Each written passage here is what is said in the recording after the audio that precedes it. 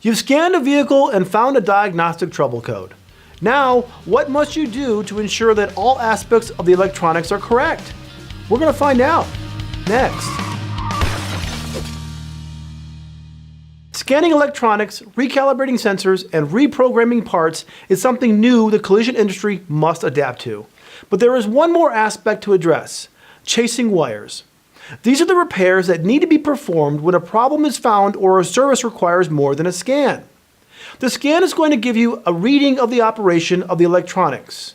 In short, it will check computers and control modules to verify they're talking to each other correctly through the vast array of wires, sensors, and connections.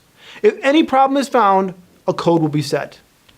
If a code is set, we know we have one of the following issues that must be addressed: damaged computer, damaged sensors, cut wires, loose or damaged connectors, or a new part that needs to be reprogrammed. These issues will present themselves during a scan. A problem that will not be recognized in the scan process is the recalibration issue. A scan will tell you the system is functional, but it will not tell you if the sensors are aimed correctly. This requires a scan tool and targets to verify the sensors are at the angles to work properly. Finding codes is one aspect of the repair. Clearing them will make the current code go away.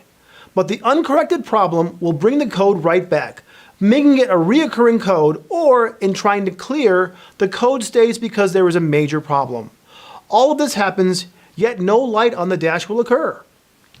Collision repair facilities should take a positive outlook on chasing wires, in that it will bring new revenues and more opportunities for shops, not to mention create a safer, more quality repair. I'm Jason Stahl. Thanks for watching.